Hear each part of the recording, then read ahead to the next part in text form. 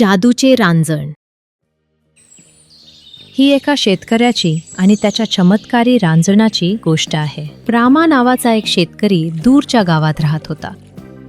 रामा एक हुशार आणि चांगला माणूस होता. त्याच्याकडे काही एकर जमीन होती. तो चांगला शेतकरी होता, पण इतर शेतकरी पेरणी आणि कापणी करत असताना त्याच्या शेतात कधीही पीक येत नसे. रामा खूप मेहनतीने वारंवार नांगरणी करत असे, पण त्याचे शेत कधीही उत्पादन देत नसे. रामा, तू रोज नांगरणी का करतोस? इतक्या वर्षात या जमिनीतून तुला एकही पीक मिळाले नाही. तू ही जमीन विकून कुठेतरी चांगली जमीन घ्यावीस असे मला वाटते. हीच जमीन माझ्या पूर्वजांची आहे भाऊ. ही तीच माती आहे जिथे ते शेती करत होते. कदाचित माझ्याकडूनच काहीतरी चूक होत आहे, म्हणूनच मी प्रयत्न करत राहणार आहे. शुभेच्छा भाऊ. काहीही झाले तरी रामा आपली जमीन सोडायला तयार नव्हता. तो अनेक दिवस उपाशी राहत असे. जिवंत राहण्यासाठी तो फळे खात असे आणि तो रोज शेतात जाऊन नांगरणी करत असे. माझी जमीन पीक का देत नाही हे मला समजेपर्यंत मी नांगरणी करत राहीन. मी दरवर्षी बियाणे पेरतो, मग माझी बियाणे जातात कुठे? रामा पुन्हा पुन्हा नांगरणी करत राहिला. मी खूपच थकलोय. रामाने संपूर्ण शेत नांगरले. दुपारनंतर त्याने थोडा आराम करण्याचा विचार केला. त्यावेळी रामा इतका भुकेला होता की तो नांगरणी सुरू ठेवू शकत नव्हता. तो नांगरणी थांबवणार इतक्या त्याचा फावडा जमिनीखालील कुठल्या तरी गोष्टीला धडकला. आता हे काय? धातूसारखा आवाज येतोय. किती मोठा रांजण आहे हे. विचित्र आहे. एवढ्या खोल जमिनीत धातूचा रांजण हे कोणी ठेवले असेल?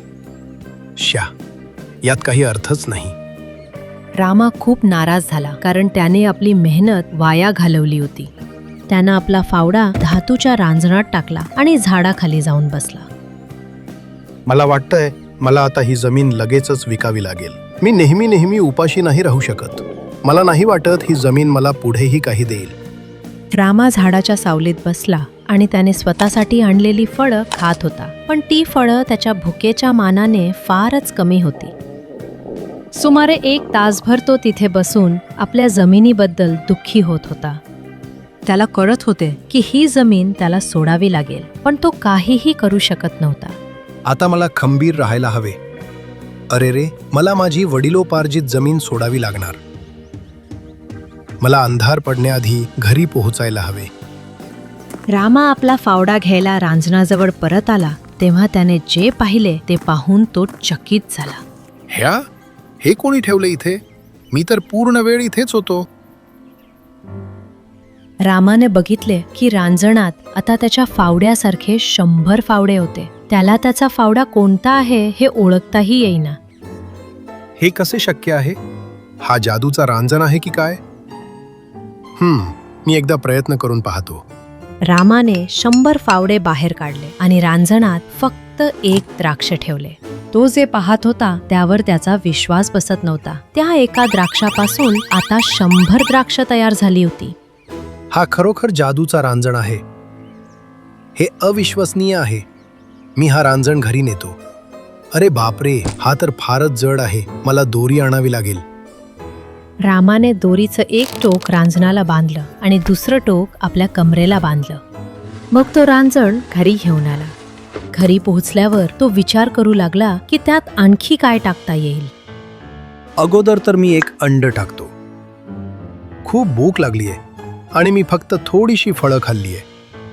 रामा पटकन दुकानात गेला आणि आपल्या सगळ्या बचतीतून त्याने 1 अंडे विकत घेतले. त्यानंतर त्याने ते अंडे रांजणात टाकले. रांजण लगेच अंड्यांनी काठोकाठ भरून गेला.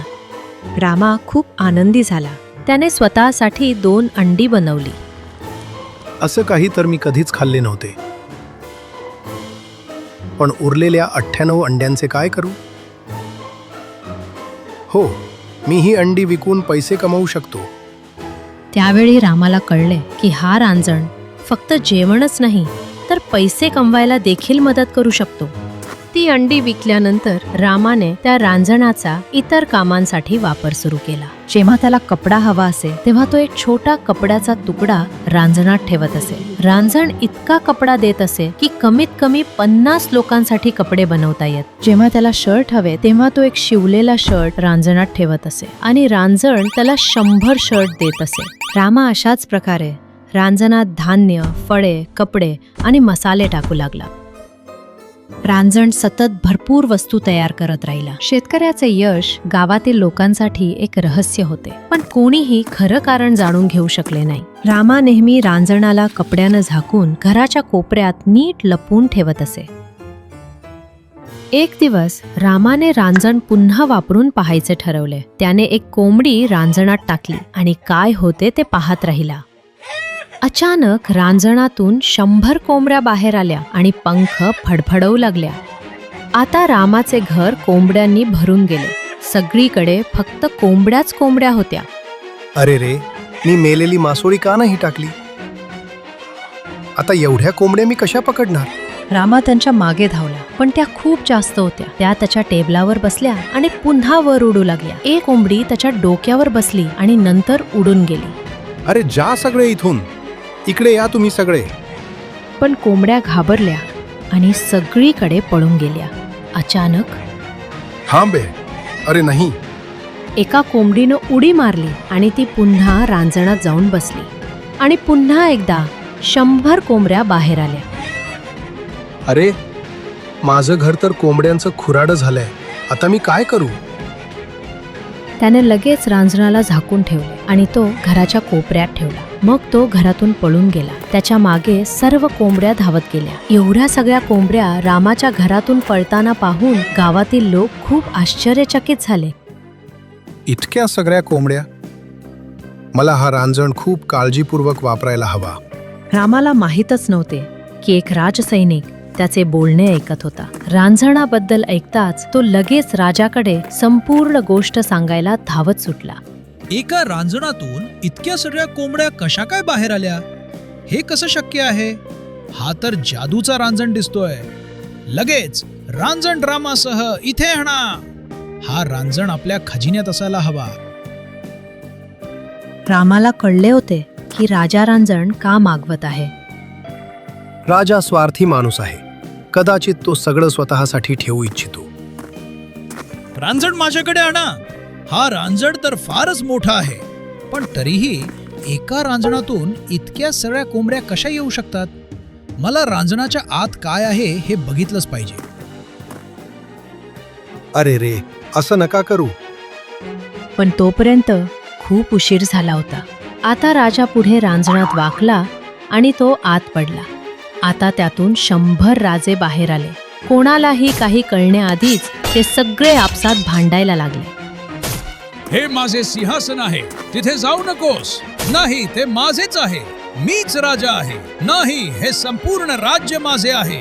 आता संपूर्ण राजवाडा राजांनी भरून गेला. आपल्या राजाला वाचवा. हो, ते खरंय, पण यातला आपला राजा कुठला? सैनिकांना त्यांचा खरा राजा सापडत नव्हता. काही मिनिटातच सगळे राजे आपसात भांडून संपले. राजवाड्यात दुःख पसरले, कारण आता राज्य चालवायला कोणीच उरले नव्हते. रामाला लगेचच समजले की हा रांजण धोकादायक आहे. तो धावत रांजणाजवळ गेला. तो उचलला आणि पुन्हा शेतात नेऊन जमिनीत पुरला. जादूचा रांजण गमावल्यामुळे रामा दुःखी झाला, पण आता त्याच्या शेतात पीक येऊ लागले होते. तो एक चांगला शेतकरी बनला आणि आनंदी जीवन जगू लागला. गोष्ट संपली.